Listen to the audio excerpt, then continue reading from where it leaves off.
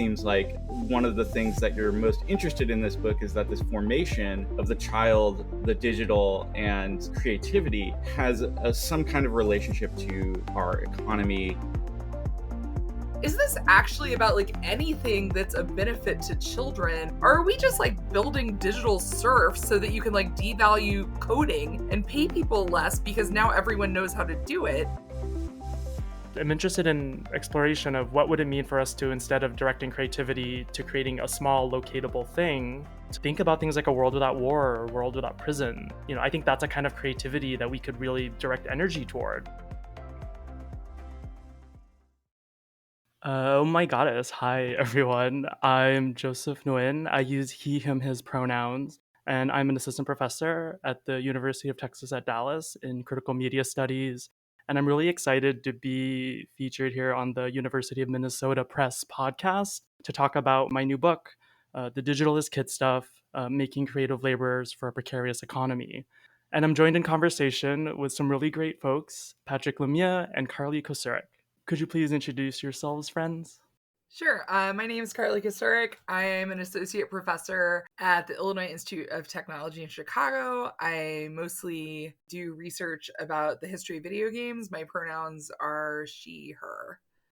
And I'm Patrick LeMieux, he, him pronouns. I'm an associate professor at the University of California, Davis, where I make, play, and think about video games, but am extremely excited to be here chatting with Josef about this fantastic first book, The Digital is Kid Stuff. So yeah, let's get into it. Josef, did you want to kind of lay out a few sentence description of what's going on here, and we can kind of dive deeper?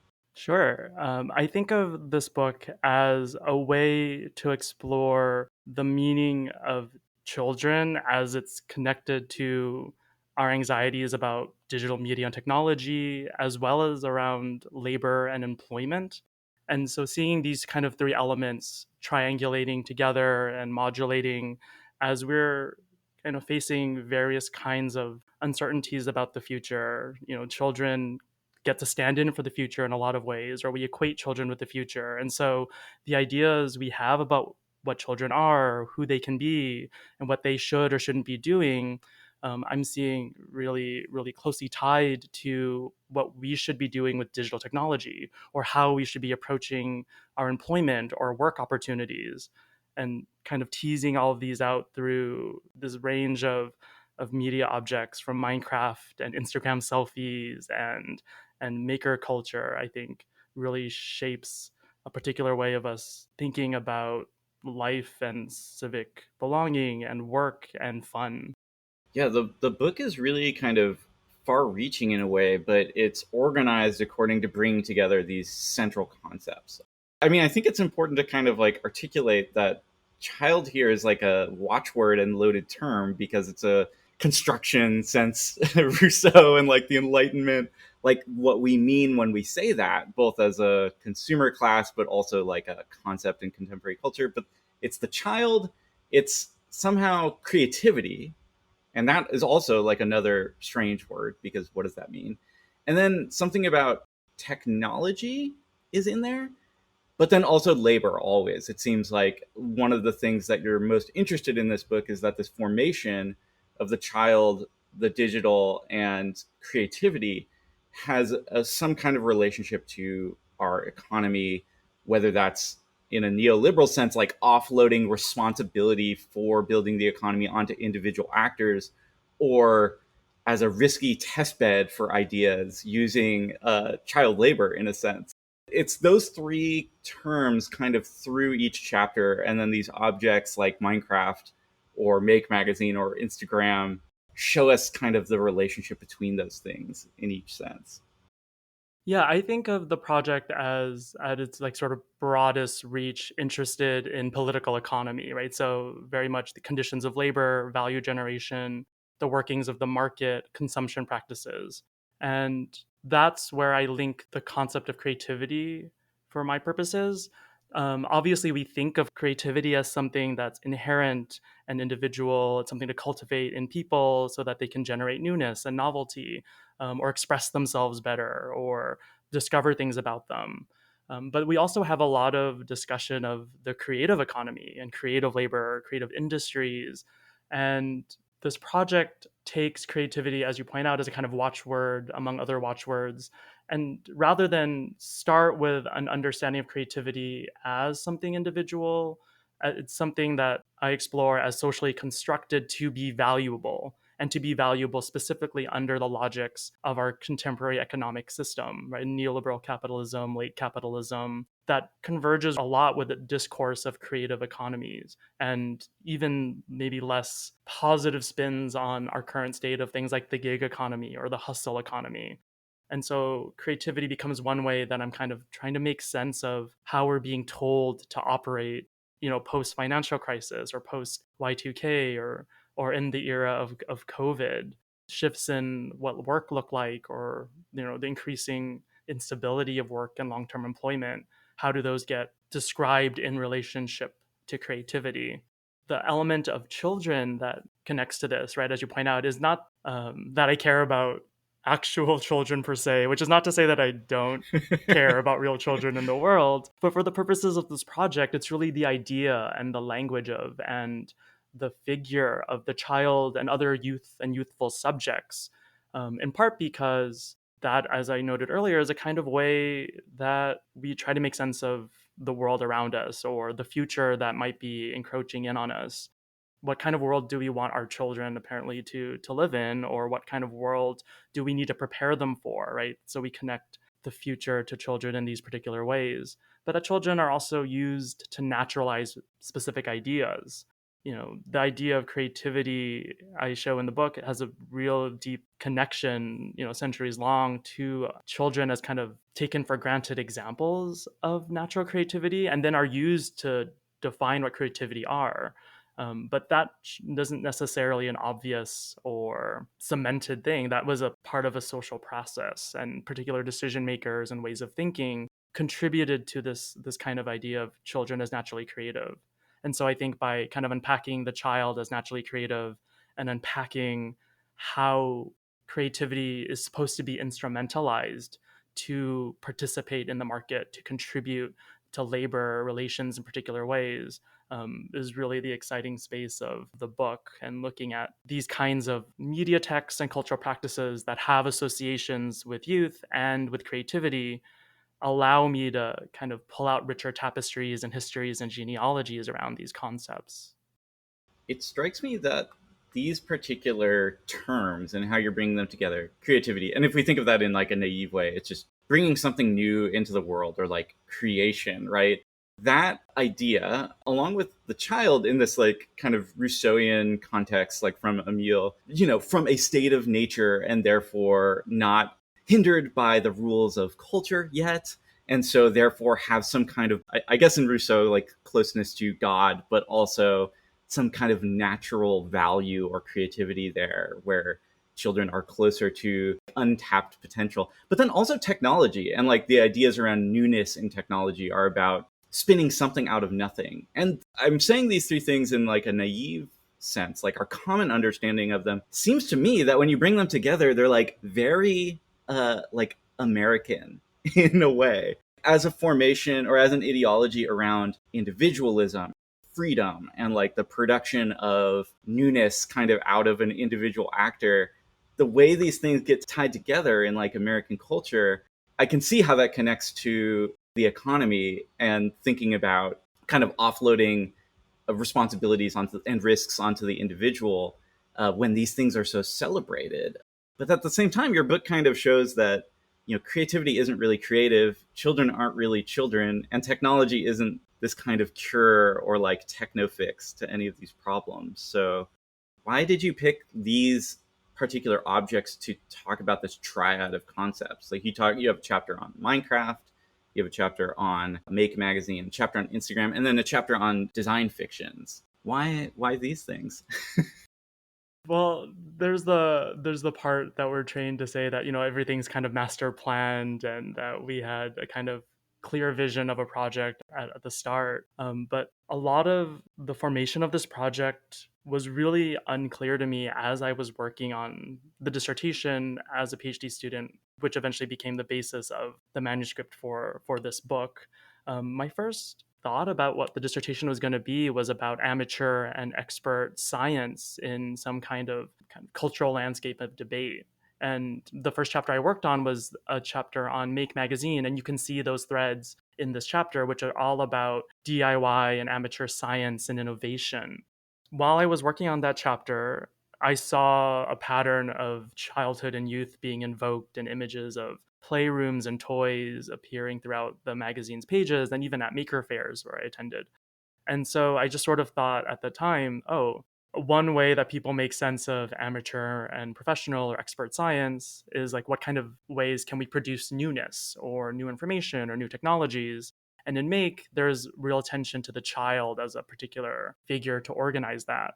And I sort of thought that those questions were just about Make and that the other things that I would be looking at would have different figures or different threads to pull out. After I sent off that first chapter for review for my committee, I decided to take a little break and work on a side project.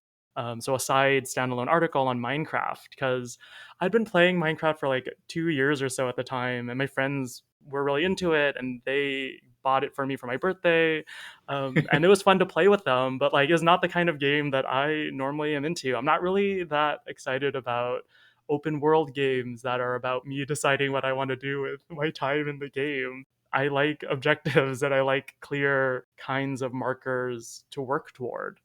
Tell me, do anything I want in an open world game, and I might respond, oh, I'll just take a nap. That's what I want.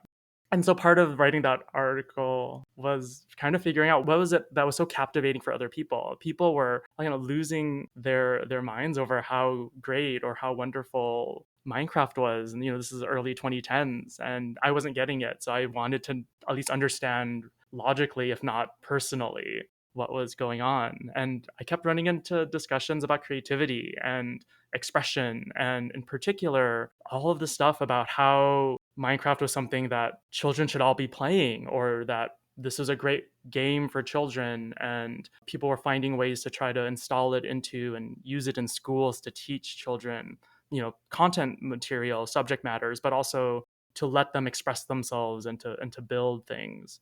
I thought that was so strange, given the fact that just a decade earlier, you couldn't convince such a large swath of parents to believe that any video game would be good for children. And somehow Minecraft shows up, and it is like the exception to this like long-standing anxiety about video games, or at least as I was seeing it. Sort of in that moment, I thought, what if instead of just thinking about the amateur and the professional scientist, I'm really thinking about technologists and the production of new and novelty, and the child maybe is a way to cohere a project a little more tightly with a little more focus. I got rid of some of these other proto chapters that didn't seem to fit anymore in this model. Wait, what were some of the proto chapters? Just as like a side.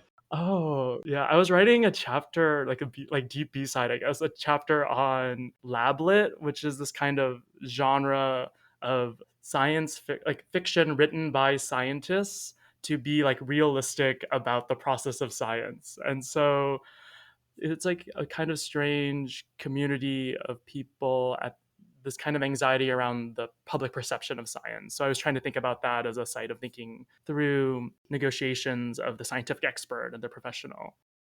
I had these two chapters, Minecraft and Make, and I thought, well, I can see kind of the rumblings of a organizational storyline in which like Minecraft allowed me to think about a template of the natural creative child, and Make became something that talked about how should you raise that child. So thinking about that as not the child as they're born, but how they need to be nurtured and provided for and taken care of and taught to take risks, right? And then I was like, oh, maybe an adolescent chapter makes sense here. And then maybe a chapter about young adulthood or about some version of adulthood that gets inflected by childhood and youth. With that kind of structure in mind, I was exploring what could I piece in as case studies.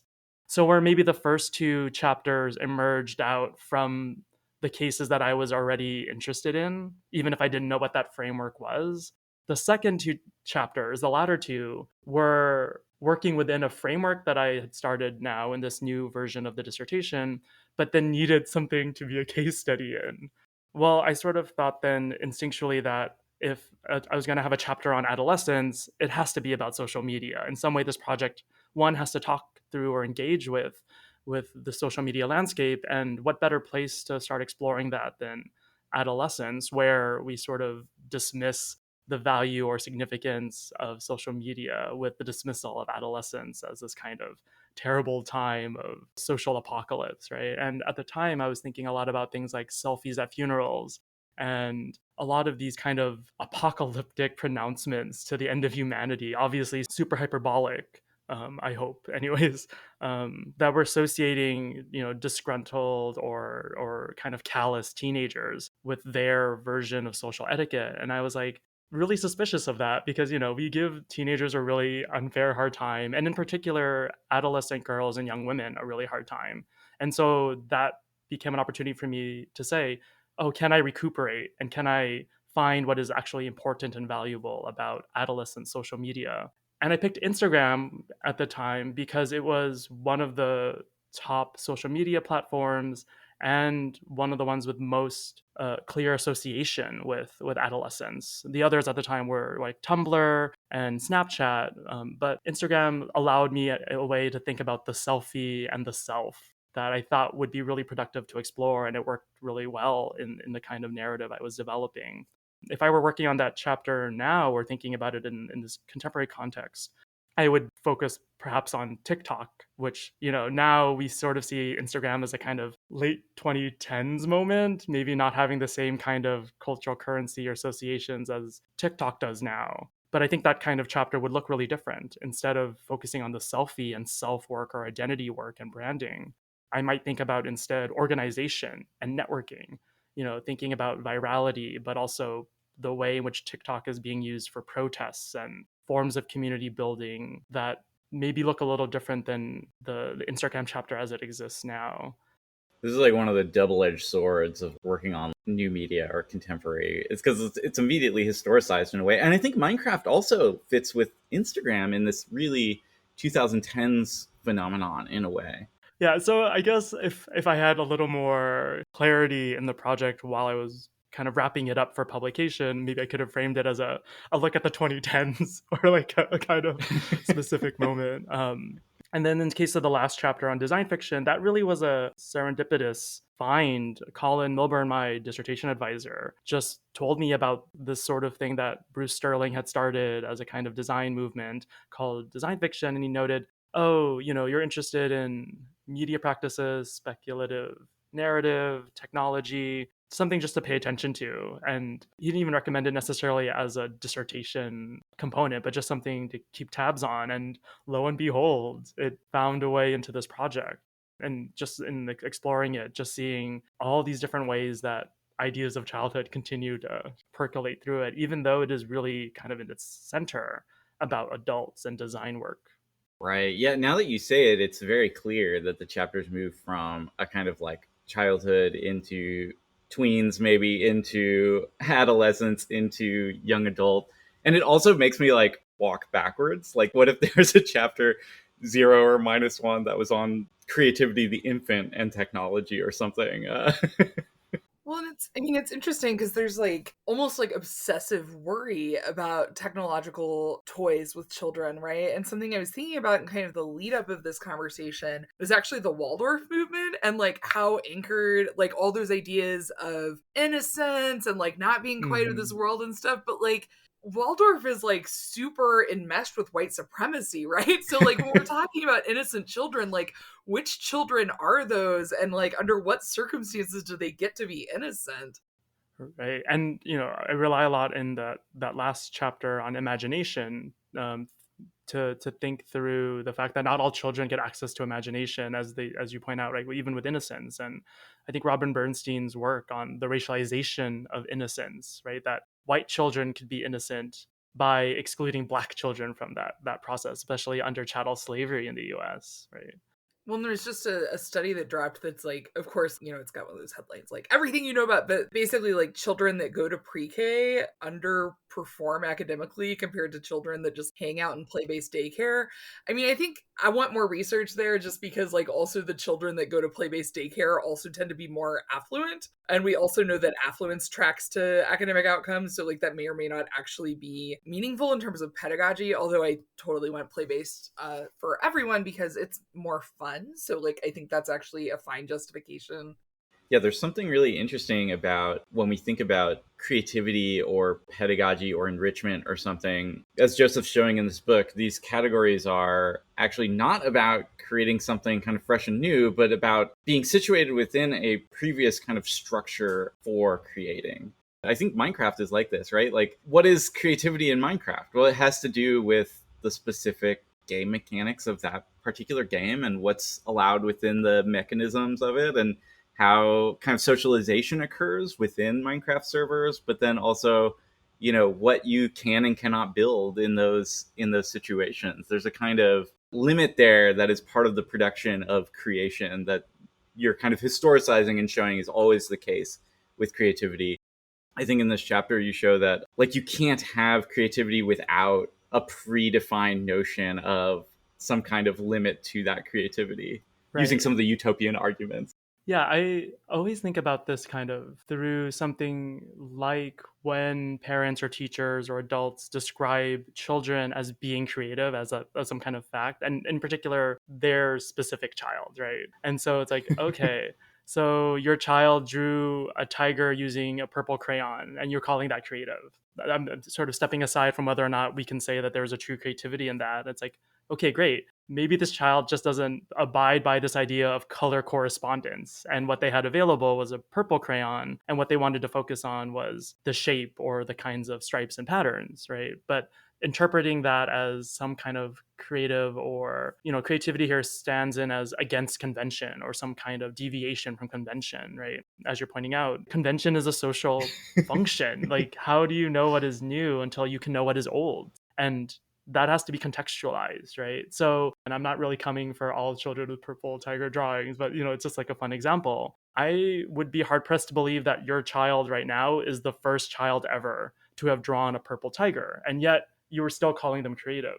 Clearly, it can't be a universal idea of newness. And so, what is it really standing in for, right? Or what kind of hopes are we projecting onto a child by trying to identify them or prove that they are creative? In the same way, I think when we project onto children that they might be the category of gifted, which is not what they are doing now, but what they could be doing in the future, what they could be capable of, and thus what we have to do in the moment to ensure that that comes to fruition. And that fruition is always about somebody else's benefit. It's never for the good of that kid, right? Like, Mm-hmm. I think all the time about coverage of like, this gifted kid is now a bouncer at a bar. Where did he go wrong? And I'm like, but he said he likes working there. Like, what? Like, is Right. that bad? Like, is it bad for him to enjoy his job? And actually, in that rhetoric, yes, because they're not like living up to their potential of like doing something for that like actually isn't about them at all, but is about everyone around them. Right, or particular ways. So I think about in the examples throughout the book. I'm thinking of the makes chapter in particular. These examples about children being creative or naturally creative and needing to be raised to be able to take risks to be innovative. Right, anxieties about hyper safe parenting or sheltered childhoods. They're always expressed through things like, think of the innovations that they could develop for us, think of the problems they can solve for everybody, right? This kind of instrumentalization of these supposed individual gifts that can't just exist for that individual. They have to be harnessed or channeled in some way to a social and largely, right, probably an economic or political end. Right. Yeah. This is super interesting because the notion of both children and creativity operate under a similar ideology where the idea is that it's this unmetricized or unquantified potential. Yet those categories themselves have a kind of rule boundness underneath them. And in the case of both Minecraft and Make, In Minecraft, there are very strict constraints on like what type of making you do within that. And likewise with Make, as is with kind of Lego or Erector sets or home science experiments, there's a specific set of instructions to produce these specific projects within these categories. So the creativity or innovation is always within the kind of formal rules of a given system that's set out. And I think what's so interesting about these chapters is you extend that to even modding of games and work beyond the limits of Minecraft as a piece of software, which has its own rules and details and restrictions. But you even include kind of folks modding of that as part of this regime of digital quantification around creativity.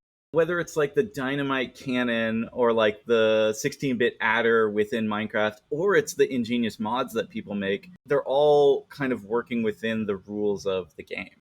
Right. Or that the game is expressing a particularly distilled version of creativity, which I'm unpacking, which is modularity, is my argument, right? That if we understand that creativity can't be just something that is made carte blanche because you got to make stuff out of other stuff that exists, you got to do it in a social context in which people could recognize or value or participate in what you're doing as new. And newness isn't this kind of complete birth of novelty, but that novelty is constructed relationally to what is available, both from the materials to create something that didn't exist before, but also relationally to being recognized as such. Right? Again, like with the purple crayon tiger, within specific context, you can describe it as a creative act. But then there are other ones in which that is no longer the case. It's done before, even if that child has never seen something like it before, right? So thinking about it maybe in terms of scale, the relationality or contextuality of it is also about recognizing that there are things that we could be recognizing as creative and that we don't or we refuse to. You know, you brought up earlier about the kind of Americanist versions of creativity and of labor and of childhood in the project, and that's very clear and central to the framework of the book. But one of the examples I always bring up is Alfred Gell's analysis of art and agency in different cultures around the world, and that in the West and in the US, there's such an emphasis on really intentional and deliberate forms of creation in which, you know, there's a kind of project set out or a kind of, you know, a kind of masculinist energy that is expressed in the shaping of the material world. And he says that if we look at some other cultures, such as in sort of more Eastern traditions, practices of found art don't find a place that's legible in the West, right? The idea that instead of being the one who makes things happen the way that they will, right? This kind of like goal directed or even like scientific methody approach, just being open and receptive can't be recognized as creative when that is such a central or an alternate model that exists in other cultures. Maybe this is one of the places where like monetization fits in. The found art or community art project or the purple tiger maybe don't, don't make a buck, but a Minecraft mod or a new make instruction set or anything on Instagram get fed back into a kind of economic structure of those platforms. And so there's this kind of like enclosure, almost like a dialectic movement happening where new things occur on the edges out of the stuff that's already there. But then the corporations enclose that within an official release or within an advertising platform or within a new issue of the magazine or something. Maybe that's a question. Like, is that different than the purple tiger? Like, are all these things like child labor kind of hidden in these platforms as well? Whereas like the purple tiger maybe isn't? I don't know. There are different versions of monetization that we can trace out, right? Does the platform itself, whatever, or the media text or the artifact or the technology itself structure its monetization? You know, and some places that's the case, like YouTube, right? YouTube itself is a platform where people create content and share it and interact, and that platform itself manages its monetization. You know, something like Instagram in some ways can do that through things like ads, but that there's also that kind of para sponsorship system in which brands pair with creators to create content that is ads, right? And so there's a different system of monetization that's there. You know, Minecraft as a media artifact, right, starts from the get-go monetized because you have to pay for a license for it. Whereas some of these other tools or platforms are free to play or don't have an initial cost, but maybe sneak it in other elements or in other parts. I think it's interesting because we're seeing that right now with like the big blow up about Prodigy, right? That like the free version is free at school, and then when you go home, they try and sell you like $120 membership. So they're actually using that, like, oh, we gave this to schools for free as a way to access children as a market, which is like so slick and so cynical, right? Right. Wait, can you say a little more? I don't think I know Prodigy. It's like a math game. Yeah, it's a math game where you like build a wizard or something. I don't know. My kid's not the right age for this. But schools were using it because it's, you know, well designed, kids like playing it, great. But then when they leave the campus and are playing this at home, they're being advertised to very heavily for the pro version, which of course like costs actually quite a lot. And so it's just this like really slick monetization, right? Where you're advertising something by like getting your brand in the schools, and like Apple did this historically, right? Like Right. they were so smart about like, oh, we've got all the contracts with the schools, and now the platform everyone knows who's gone to school is Apple, and their switching cost to another platform is very high, right? So it's like these things that always seem kind of benevolent, but they're actually not. Like they're actually about kind of like market capture and brand recognition and things like that. And specifically with like Apple, right, as you're pointing out, it's not just that they found a market to kind of set up camp in, but that because it's a market built around children, that there's a particular investment that parents are expected to be willing to make or have to make for them to quote unquote invest properly into their children's development and education and growth.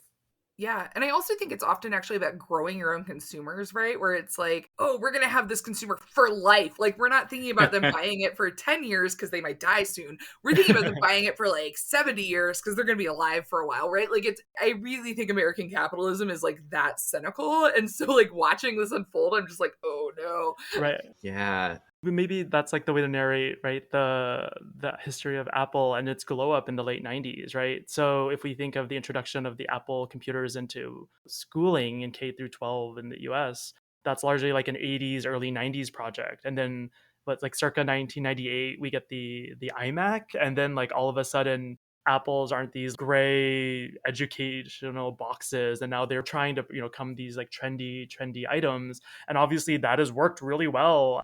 Yeah, and you get like the I'm a Mac, I'm a PC ads that are like totally about kind of like ageism, right? Right. Yeah. Yeah, there's something really interesting, like thinking about the long history of the production of the category of the child, first as a way to kind of protect these angelic beings from culture at large, but also like throughout the Industrial Revolution about, oh, maybe this also extends, especially in the aristocracy, to protecting children against work. So maybe this is like a work distinction, but then it becomes a consumer class as a group of people you could sell clothes to and like toys to and things like that. So these in the Victorian era, like all these consumer objects come up for the first time around this category. But then now we're seeing something a little bit stranger, which is consumption almost operates like a form of labor or value production in some way. And people have made arguments like Jonathan Beller, to look is to labor in the cinematic mode of production, and the kind of arguments around the attention economy as the clicks or looks or likes we do producing a certain result in terms of not just ad revenue, but producing content out of our reactions to it. And so children are deeply bound up, if we think of like kids' YouTube, for example, a whole millions and millions of dollar industry tied up in the inactive clicking of children and the recommendation functions of YouTube without adult supervision, right? The ad revenue within that system skyrocketed, and then Google had to hire 10,000 content moderators in a warehouse in LA to try and like figure out what exactly was going on in that rabbit hole. So I know that the labor argument is somehow about futurity, but there's also labor happening in the moment. And some of the mods in Minecraft are evidence of that. It's like, oh, you made something cool that got put in the next version of the game. And especially in the early 2010s, that was happening with every cool thing people were doing with or without Notch when that game was being developed. And I think Carly had brought this up in an earlier conversation. Roblox makes this really clear because of microtransactions within the platform around content made by children for other children, which is wild. Yeah, I think it's interesting, as you're pointing out, right, maybe keeping in mind related valences of labor or temporalities of labor, that there's something that we're imagining about future labor or future laboring with children, right? Are they going to contribute in what ways are they going to contribute, but that labor has to go into raising those children to begin with. And that those Mm-hmm. children are also probably producing labor through their recreational activities, through their participation in schools in various ways, right? If we understand labor in a really broad sense, any generation of value. I talk to this a lot with my students in classes. I'm like, you're all paying to attend school. And, when we think of university as a school, we understand one set of labor relations, right? I am the teacher and I labored to teach you as like, in the really reductive sense, like as a consumer or client, which obviously we have a lot of problems with that increasingly neoliberal model. But I also tell them like, you're also laboring for the university.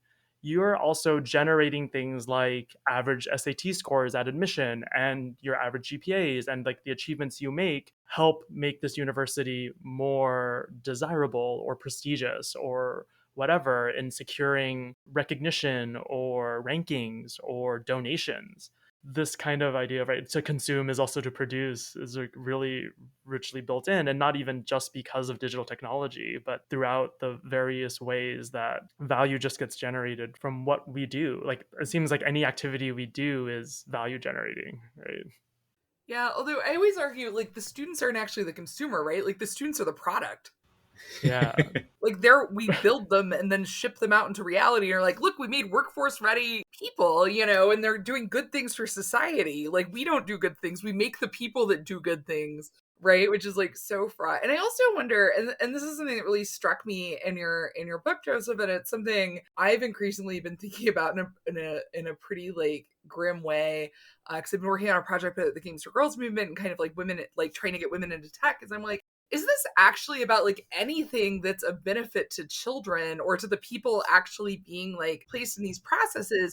Or are we just like building digital serfs so that you can like devalue coding and pay people less because now everyone knows how to do it? Sort of like how you used to get paid really well to be good at typing, and now you're just supposed to figure that out, and it's like an inherent part of everyone's job to be able to type.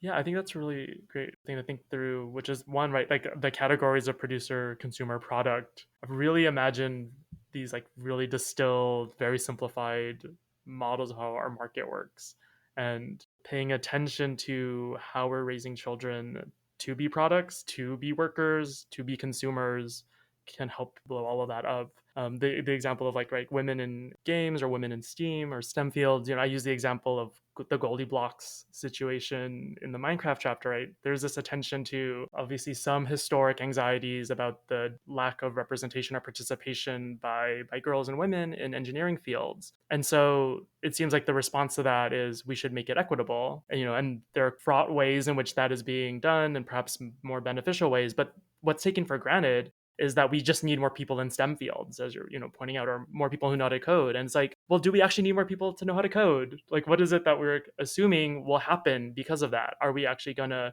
just create more workers who create more products, or is it going to de-skill labor or distribute labor in such a way that now it just gets taken for granted and thus no longer has to be trained by people, right? So I think something like you were pointing out with typing, right? People would have to be trained and put in energy at companies to make sure that their workforce was properly brought on board. But now so much of that is presumed to be the responsibility of the individual, because they already have access to their own technologies and their own online resources, YouTube videos and Coursera's and tutorials and guides of all kinds. It seems like just increasing the participation of people in one level, yeah, sure, it's good to open up the possibility for everyone to participate, but to actually expect that we need to increase participation at a like sort of grand scales can also be quite fraught and quite complicated. Yeah, there's also that double-edged sword that you cover in the book where it's like, we want Goldie Blocks and Craft magazine to increase our demographic coverage in some way for these products. But then when you have women using a platform like the curvy movement on Instagram that you cover, it's denigrated and subject to cyberbullying in like the broader mainstream culture around these digital platforms. Right, because nobody actually wants like women and girls in there. They just want the work that women and girls Mm-hmm. do, and they want Yeah. their silence, right? Like Right. that's what's actually desirable is like, oh, we need warm bodies to fill this problem we have, which is like people need to be able to do this uncompensated work for us, right? I get so frustrated with conversations about like pipeline problems because like we actually know where all the leaks are. And it's not in girls, it's in like mid-career women who look around and are like, wow, I work with jerks. Everything about my life is terrible because I work with horrible people who don't value me, and I could fight this for 35 more years or I could leave. And they leave. Yeah, and so that's the kind of question. It's about larger systemic and structural problems that cause these discrepancies or inequities or disproportionate participation in the first place. I think about this with the last year or so, right? In the wake of the 2020 Black Lives Matter protest resurgences and the sort of public visibility of that following the murder of George Floyd, a lot of academic institutions were seeing these specific hires of various kinds for Black literature, Black American history, African American culture, and that's great. But also, how are you going to support them so that they can actually sustain a career there at institutions that have been built through white supremacy, right? In a country that's been built through white supremacy. So just trying to resolve this issue as a pipeline issue, just hire more Black faculty, that's great as one step, but also making sure that they can stay and be valued and be incorporated into a new kind of university that doesn't just think about them as a token move to say that the university is now more woke than it was before. It makes me think of all the changes that have been happening over the last couple of years, not just after George Floyd, but with COVID in general, and the kind of changes to children's culture. This book is, in a lot of ways, feels like about the before times. Right. There is one footnote where I think I acknowledge that there's like a Make article about how to reframe your home as a maker space and to teach your kids at home now that they're being taught remotely during the COVID pandemic. I should reframe.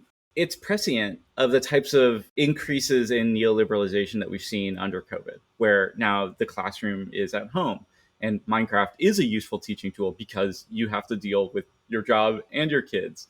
And Make comes into play in these specific ways in the home rather than in kind of shared hacker spaces or maker spaces. And likewise, the gig economy is kind of overlaying a lot of the skills that are developed in these specific creative platforms that people have grown up with.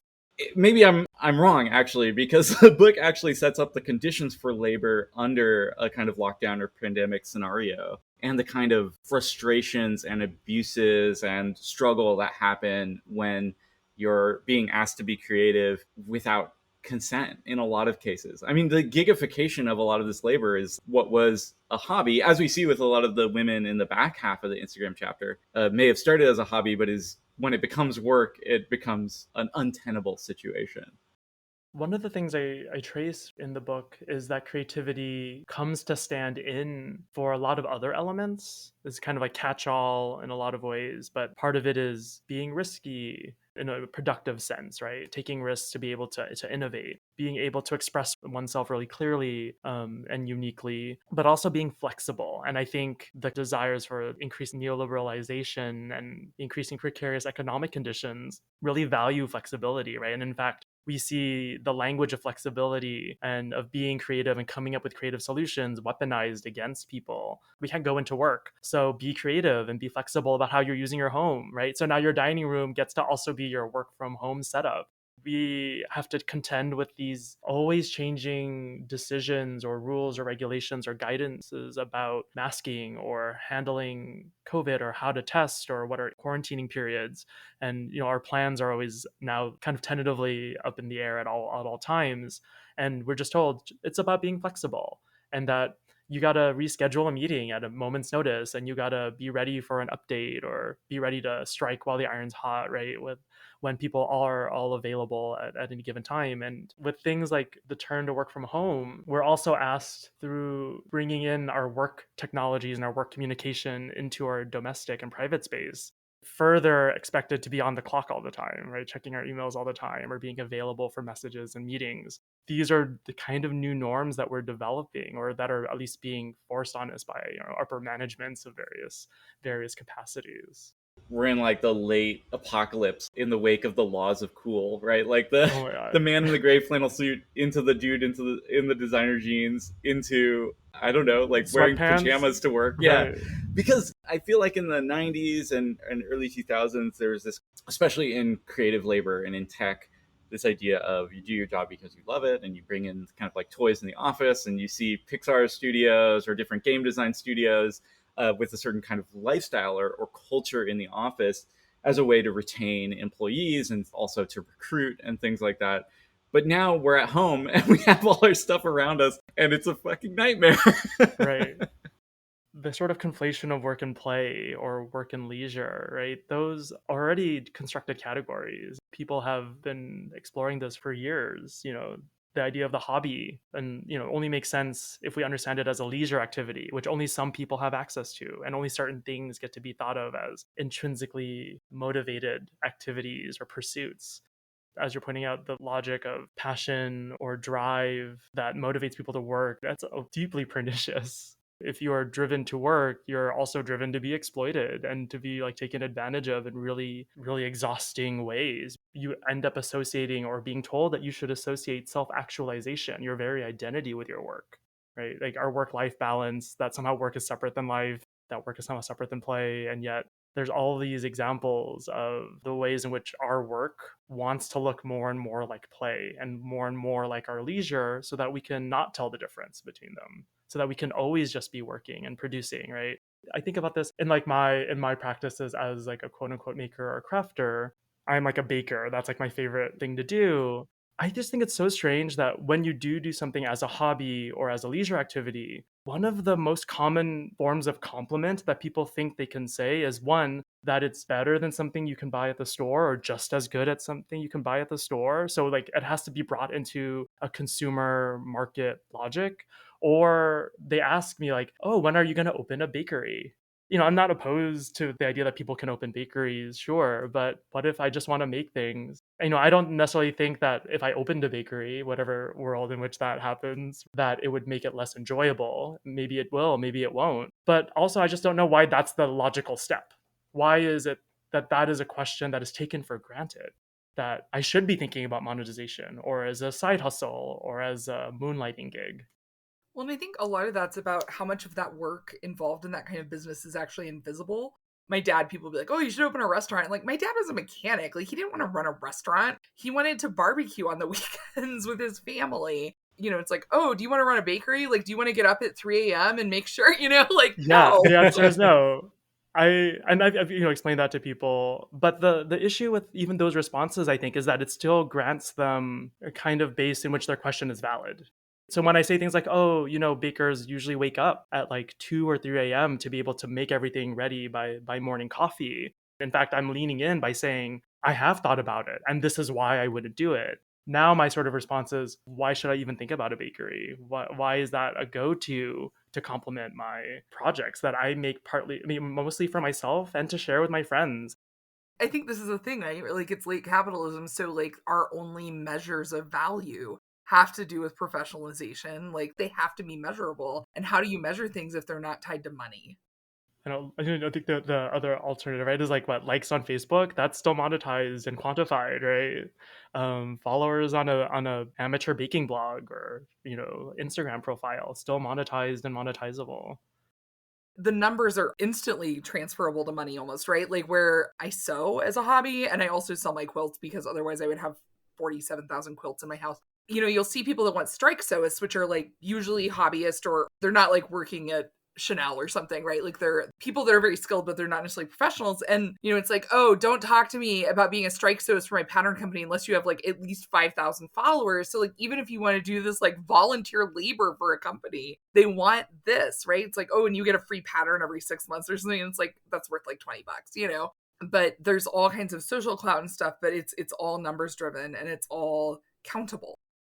Yeah, I have a similar experience of moving from game design as a hobby because now I have to teach it every day to doing a bunch of music stuff. But the same thing persists where inevitably it's about not just how many views or listens you get, but the quality of those listens, etc. It's this double-edged sword of going back to creativity where even if you imagined a creativity in the sense of the purple crayon drawing that wasn't preparing somebody for the workforce or wasn't going to sell that as a piece of art, you'd be falling into these old thoughts about creativity as essentially new, right? So we're caught between kind of those poles.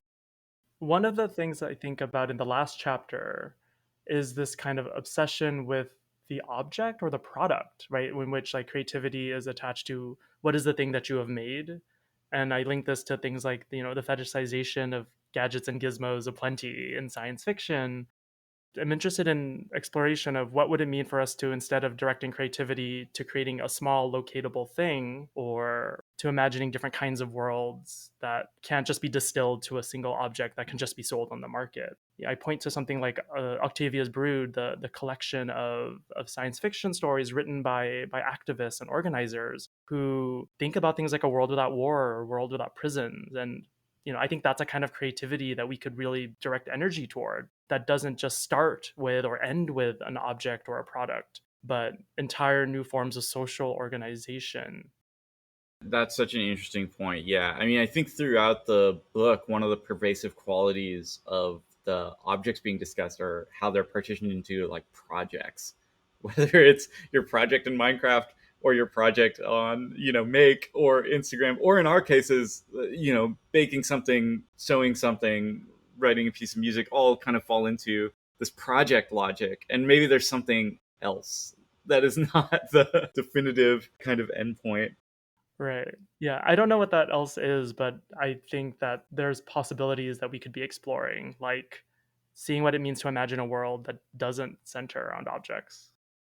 I was thinking like throughout this topic, when you bring together the concept of the child, concept of technology, and concept of creativity, you also run into issues of consent and voluntarism and freedom. And I noticed on your bio, Joseph, that like your next project is on consent. How does it relate to all the work you've done on the digital is kid stuff? Do you see it as like a sequel or like resolving some of the questions in this book, or is it kind of fresh?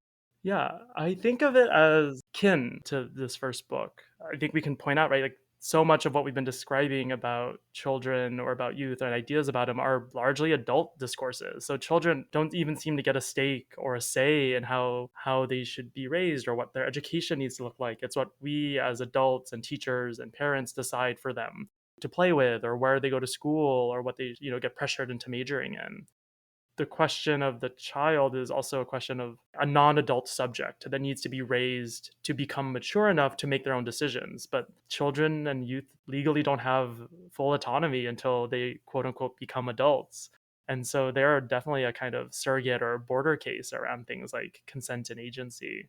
The second project that I've started working on, I wouldn't say it like emerges out of this first one, but it has a very similar kind of approach, which is, let me take this concept that floats around prominently in digital culture. In the first case, it's creativity. In this new project, it's consent. And let me blow it up and see what's actually happening. What is it standing in for? How is it being negotiated through digital culture, digital media, and technologies? What is it doing to shape a particular way we understand power and privilege? Consent for me stands in for things like autonomy or self-possession of subjecthood, and children are one kind of group don't fully have that, but other groups don't have that either historically, right? Slaves or non-citizen immigrants who don't have full rights under the law of the country. And so thinking about different ways that the idea of consent as something we are expected to be able to subscribe to, but then yet can get coerced in or get complicated through, plays out differently for different kinds of subjects. Well, Joseph, this has been a super interesting conversation. I'm glad we've been able to kind of hang out for a bit. I've really enjoyed this opportunity to chat with you and Carly, and to be able to have this conversation connected to the book, but also just to other things that I've been thinking about, and that we've all been thinking about in our current day and age, as it were.